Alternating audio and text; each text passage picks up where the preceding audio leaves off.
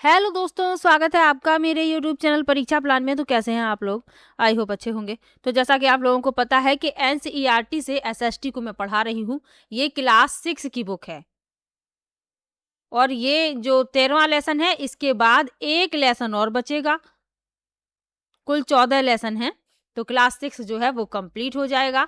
तो चलिए आज के वीडियो को शुरू करते हैं। वीडियो देखने के बाद यदि आपको अच्छा लगे, हेल्पफुल लगे तो वीडियो को लाइक और शेयर कीजिएगा। और यदि आप चैनल पर नए हैं तो चैनल को सब्सक्राइब कर लीजिए। और इसके पहले वाली वीडियो यदि नहीं देखी है तो एक बार समय निकाल कर जरूर देख लीजिए। मैंने प्ले लिस्ट बना दी है, वहाँ पर आपको सभी वीडियो एक साथ मिल जाएंगी।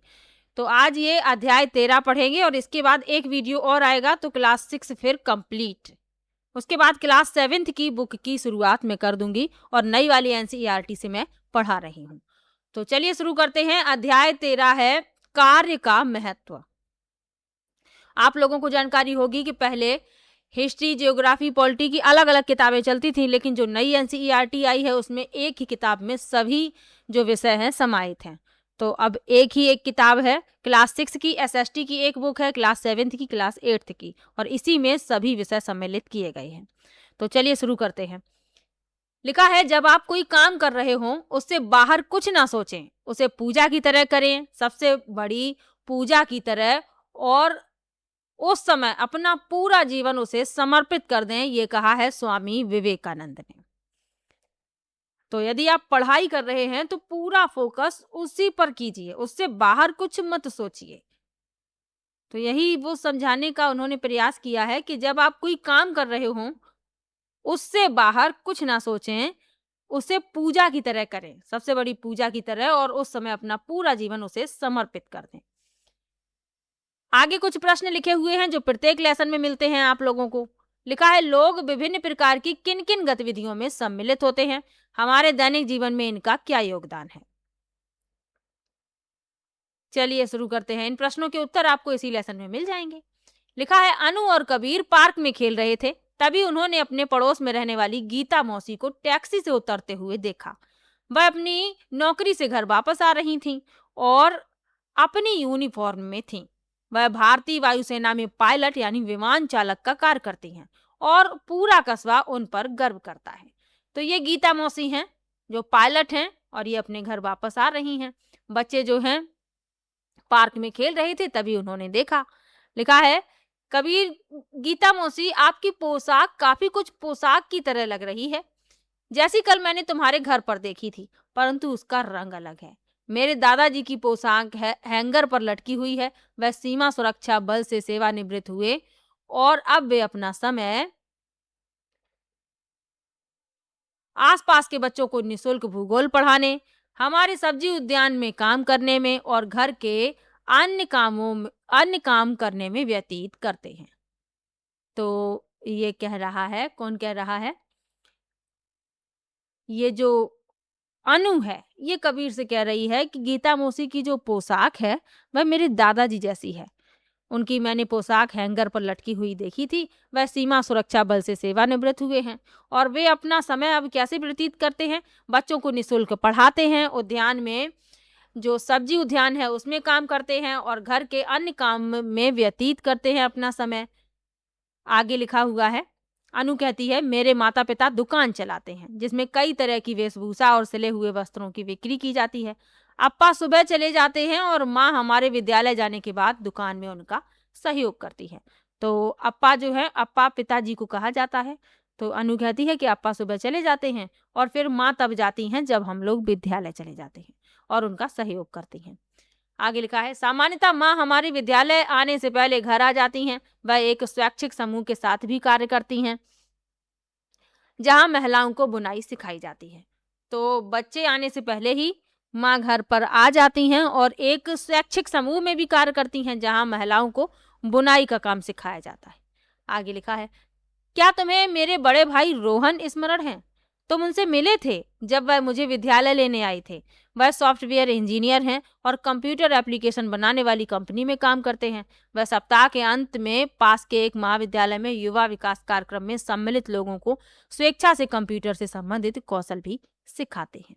तो अनु अपने परिवार के बारे में बता रही है, अपने परिवार के सदस्यों के बारे में। तो कबीर क्या कहता है, क्या बात है अनु, हमारे आसपास के लोग कितने प्रकार के कार्य करते हैं।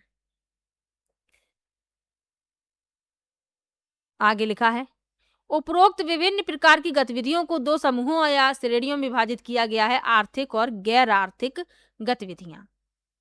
आर्थिक गतिविधियां क्या हैं और गैर आर्थिक गतिविधियां क्या हैं, इनके बारे में लिखा हुआ है। तो आर्थिक गतिविधियां वे होती हैं जिनमें अर्थ यानी द्रव्य मुद्रा सम्मिलित होता है अथवा जिन्हें अर्थोपार्जन के लिए किया जाता है अथवा जो सम्मिलित पक्षों के लिए वस्तु के नगद मूल्य से संबंधित होते हैं। अब नगद मूल्य क्या है, तो किसी वस्तु का व्यक्ति द्वारा तय किया गया मौद्रिक मूल्य जो कि उस वस्तु से मिलने वाले लाभ पर आधारित होता है, तो ये कहलाता है नगद मूल्य। आगे लिखा है, उदाहरण के लिए व्यापारी बाजार में स्कूल बैग बेचते हैं, किसान अपनी उपज बाजार में बेचते हैं, वकील अभियोजन का शुल्क लेते हैं, ट्रक चालक वस्तुओं को एक स्थान से दूसरे स्थान पर ले जाते हैं, श्रमिक कार बनाने वाले कारखानों में काम करते हैं इत्यादि। तो इनके बदले वे नगद शुल्क लेते हैं, यही बताया जा रहा है। अब बाजार क्या है और शुल्क के बारे में लिखा है। तो बाजार वह स्थान है जहां व्यक्ति और सेवाओं का लेन देन करते हैं। व्यक्ति वस्तुओं और सेवाओं का लेन देन करते हैं। व्यक्ति वस्तुओं और सेवाओं के बदले अन्य वस्तुओं का लेन देन कर सकते हैं, किंतु अधिकांशतः बाजार में इनका लेन देन धनराशि के लिए किया जाता है। यानी आप बाजार जाते हैं, कोई वस्तु खरीदते हैं तो बदले में क्या देते हैं, पैसे ही तो देते हैं। आगे लिखा है शुल्क, तो किसी व्यावसायिक परामर्श या सेवाओं के लिए एक व्यक्ति या संगठन को किया गया भुगतान। उदाहरण के लिए एक चिकित्सक या वकील को दिया गया शुल्क। जैसे डॉक्टर कहता है कि हमारी फीस जो है 500 रुपए है, तो डॉक्टर को आप दिखाने जाएंगे तो आपको 500 रुपये देना पड़ेगा, तो आप कहेंगे कि डॉक्टर की फीस यानी शुल्क कितना है, 500 रुपये है। आगे बढ़ते हैं। अब गैर आर्थिक गतिविधियां क्या हैं। गैर आर्थिक गतिविधियां वे हैं जिनमें आय अथवा संपत्ति अर्जित नहीं होती, बल्कि इन्हें कृतज्ञता, स्नेह, सेवा और आदर जैसी अनुभूतियों के साथ किया जाता है। उदाहरण के लिए अभिभावकों द्वारा परिवार के लिए भोजन बनाना या बच्चों की उनके विद्यालय के कार्य में सहायता करना, युवाओं द्वारा दादा दादी, नाना नानी आदि की सेवा करना, परिवार के सदस्यों द्वारा घर के नवीनीकरण में सहायता करना।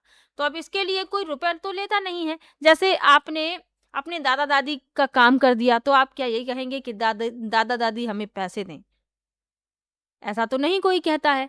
तो ये गैर आर्थिक गतिविधियां हैं। हमारी मम्मी जी हमारे लिए खाना बनाती हैं, पिताजी हमारे लिए सामान ले आते हैं, तो क्या उनके बदले में, इस कार्य के बदले में हम उन्हें पैसे देते हैं? नहीं। तो ये गैर आर्थिक गतिविधियां हैं। इन्हें कृतज्ञता, स्नेह, सेवा और आदर के साथ किया जाता है और कोई भी ऐसी अपेक्षा नहीं की जाती कि हमें इसके बदले धन मिलेगा। तो ये याद रखिए। यहाँ पर आप देखेंगे बाएं से दाएं, तो बाजार में एक व्यापारी स्कूल बैग की बिक्री करते हुए बाजार में अपनी उपज बेचने हेतु किसान, जो ऊपर लिखा हुआ था उसके चित्र यहाँ पर छपे हुए हैं। जैसे ये व्यक्ति है, ये बाजार में बैग बेच रहा है, तो इसके बदले इसे पैसे चाहिए। ये व्यापारी अपनी फसल बेचने के लिए आया है, तो इसके बदले उसे पैसे चाहिए। अब वकील है, तो वकील को आप शुल्क देंगे। केस पर बहस करती हुई वकील, ट्रक चालक एक स्थान से दूसरे स्थान तक सामान ले जाते हैं। तो ये सभी आर्थिक गतिविधियों के बारे में लिखा है। आर्थिक गतिविधियां ऊपर लिखी थी, लेकिन इनके चित्र नीचे यहाँ छपे हुए हैं। और गैर आर्थिक गतिविधियों के बारे में यहाँ लिखा हुआ है, जैसे माता पिता हमारे लिए भोजन बनाते हैं, हमारे गृह कार्य में हमारी सहायता करते हैं, यानी जो बच्चे होते हैं उनकी। इसके अलावा जो युवा हैं वो दादी दादा की सहायता करते हैं, सेवा करते हैं। तो यही लिखा हुआ है। और जब कभी भी घर का नवीनीकरण होता है, यानी कि घर में कोई कार्य वगैरह किया जाता है, तब भी घर के परिवार के जो सदस्य होते हैं वही सहायता करते हैं। आगे लिखा है, अनु और कबीर की कहानी में गीता मौसी जो वायुसेना में विमान चालक हैं, उनको वेतन मिलता है। तो वेतन क्या है, एक नियोक्ता द्वारा कर्मचारी को नियमित रूप से प्रतिमाह किया जाने वाला नियत भुगतान, तो ये कहलाता है वेतन। आगे लिखा है, वह देश की सेवा करती हैं और यह एक आर्थिक गतिविधि में सम्मिलित है। अनु का भाई रोहन एक सॉफ्टवेयर कंपनी में कार्य करता है और उसे भी इस कार्य के लिए वेतन मिलता है। सप्ताह के अंत में वह पास के महाविद्यालय के युवा विकास कार्यक्रम में स्वेच्छा से काम करता है। यहाँ वह युवा विद्यार्थियों को कंप्यूटर संबंधित कौशल सिखाता है, जो एक गैर आर्थिक गतिविधि है। तो ये जो अनु के भाई हैं ये काम अपनी स्वेच्छा से करते हैं और जो युवा है उनको कंप्यूटर से संबंधित कौशल सिखाते हैं, तो इसके बदले वो कोई पैसे नहीं लेते, तो ये एक गैर आर्थिक गतिविधि है। आगे बढ़ते हैं। आर्थिक गतिविधियों के प्रकार बताए गए हैं। तो एक कहानी के माध्यम से लिखा हुआ है। काव्या अपनी चाची के घर कमलापुर गांव जाने के लिए बहुत उत्साहित थी। रास्ते में उसने देखा कि गांव के पास एक राजमार्ग यानी कि हाईवे बनाया जा रहा था और निर्माण स्थल पर बहुत चहल पहल थी। वहां तकनीशियन यानी टेक्नीशियन जिन्हें कहते हैं, खोदने वाली और बुलडोजर जैसी बड़ी मशीनें चला रहे थे। तो आपने भी देखा होगा जब कभी भी निर्माण कार्य होता है तो वहां पर इस तरीके से मशीनें वगैरह चलाई जाती हैं। आगे लिखा है, इस राजमार्ग के बनने से अब निकट के नगर तक जाने का समय 5 घंटे से घटकर केवल 2 घंटे हो जाएगा। काव्या ने सोचा कि जब यह राजमार्ग बन जाएगा तो वह अपने चाची के घर बार बार जा सकेगी। फिर प्रसन्न होकर काव्या अपनी चाची को बधाई देने और उनके द्वारा बनाई हुई स्वादिष्ट जलेबी खाने चल पड़ी। यहाँ पर आप देख सकते हैं ये काव्या है, ये काव्या की चाची है। काव्या के चाचा उसी समय काम से लौटे थे। वह निर्माण कंपनी में टेक्नीशियन है और बुलडोजर चलाते हैं। उन्हें अपनी सेवाओं के बदले प्रति माह वेतन मिलता है। अगले दिन काव्या की चाची सुबह उठी और अपना घरेलू काम निपटाने के बाद काम पर चली गई। वह अपने गांव के डाकघर में कार्यरत है और उन्हें प्रति माह वेतन मिलता है। कार्यालय के बाद वह शाम को ऑनलाइन कक्षाएं लेती हैं, जिसमें वह विद्यार्थियों को विद्यालय की परीक्षा की तैयारी कराती हैं। वह इन कक्षाओं के लिए साप्ताहिक शुल्क लेती हैं। तो काव्या की जो चाची हैं डाकघर में भी कार्यरत हैं और ऑनलाइन कक्षाएं भी लेती हैं, और जो ऑनलाइन तैयारी करवाती हैं उसका जो शुल्क उनका है वह है साप्ताहिक। आगे बढ़ते हैं। और जो चाचा है वह बुलडोजर चलाने का काम करते हैं। सप्ताह के अंत में काव्या अपनी चाची के साथ स्वादिष्ट आम खाने के लिए आम के बगीचे में गई। वहां उसे खेत में काम करने वाला एक श्रमिक साहिल मिला जो ट्रैक्टर से खेत को जोत रहा था। इस कार्य के लिए उसे दैनिक मजदूरी के बदले कुछ धनराशि मिलती है और शेष भुगतान आमों के रूप में मिलता है। इस कार्य के लिए आम के रूप में जो भुगतान हुआ उसे वस्तु के रूप में भुगतान कहा जाता है। यानी कि उसे प्रतिदिन की मजदूरी मिलती है, लेकिन कुछ जो भुगतान है वह आमों के रूप में किया जाता है। आम का बगीचा है तो वहीं पर वह कार्यरत है, तो कुछ भुगतान उसे आमों के रूप में कर दिया जाता है। तो ये क्या कहलाता है? वस्तु के रूप में भुगतान।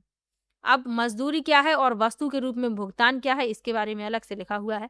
तो एक विशिष्ट समय अवधि के लिए नियोक्ता द्वारा श्रमिक को किया गया भुगतान कहलाता है मजदूरी।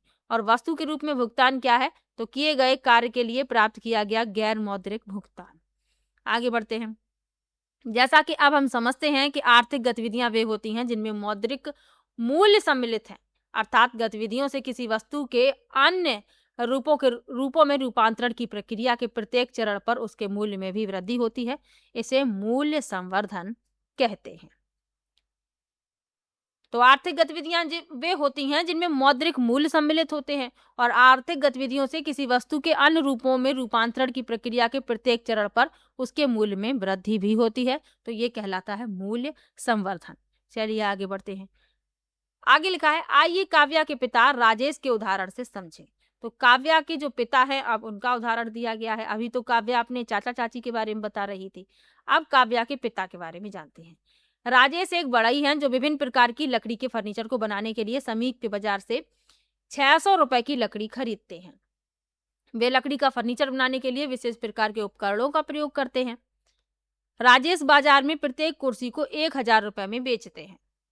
कुर्सी बनाने के लिए लकड़ी की लागत 600 है। शेष 400 रुपए किसके लिए हैं? यह राजेश के कौशल, समय और प्रयास का मौद्रिक मूल्य है जो उन्हें उस कुर्सी को बनाने में लगा था। तो उन्होंने 600 रुपए की लकड़ी खरीदी, लेकिन एक कुर्सी जो उन्होंने बनाई वह 1000 की बेची। तो ये 400 रुपए ज्यादा क्यों लगे? क्योंकि राजेश ने अपने कौशल से, समय और प्रयास से उस लकड़ी को कुर्सी का रूप दे दिया, और इसी का ये मौद्रिक मूल्य है। जो उन्हें कुर्सी बनाने में समय लगा है, उन्होंने अपना प्रयास किया है, अपना समय बर्बाद किया है, तो ये 400 रुपए उसी के हैं। राजेश ने लकड़ी से फर्नीचर बनाकर लकड़ी का मूल्य संवर्धन किया है। अब आपको अच्छे समझ में आ गया होगा। यहाँ आपको भले ही मूल्य संवर्धन समझ में ना आया हो, यानी आर्थिक गतिविधियों से किसी वस्तु के अन्य रूपों में रूपांतरण की प्रक्रिया के प्रत्येक चरण पर उसके मूल्य में वृद्धि होती है। जैसे लकड़ी तो 600 की थी, लेकिन जब वह कुर्सी में परिवर्तित हो गई तो वह कितने की हो गई? 1000 की। तो ये क्या कहलाता है? मूल्य संवर्धन। आगे लिखा है, लकड़ी खरीदने से लेकर कुर्सी के बेचने तक की गतिविधियों में भुगतान सम्मिलित है, इसलिए यह सब आर्थिक गतिविधियों के भाग हैं। आगे बढ़ते हैं।